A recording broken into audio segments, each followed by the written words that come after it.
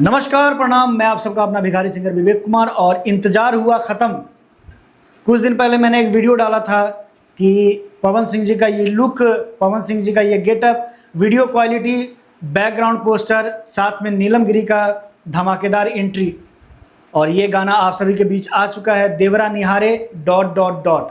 अब पूरा गाना जाके सुनिएगा तो समझ में आएगा कि देवरा क्या निहार रहा है या फिर इस गाने में क्या दिखाया गया है। लेकिन गाना बहुत ज़बरदस्त है, मैंने गाने को सुना है और आप लोग भी जाके सुनिए। और इसमें जो आप तो सिर्फ पोस्टर में देख रहे थे पवन सिंह जी का लुक, पवन सिंह का ड्रेसिंग सेंस, नीलम गिरी जी का वो पोस्टर में आप सभी देख रहे थे फ़ोटो, लेकिन गाना में जाके देखिए किस तरह से वो वीडियो को बनाया गया है, किस तरह से गाने को बनाया गया है, किस तरह से उसका म्यूज़िक है, किस तरह से उसका वीडियो बैकग्राउंड है, सब जाके आप देखिए, बहुत मज़ा आने वाला है। और ये लुक जो है बिल्कुल ख़तरनाक है, एकदम अलग है, एकदम अलग अंदाज में ये गाना आया है। तो आप लोग जाके सुनिए देवरा निहारे ...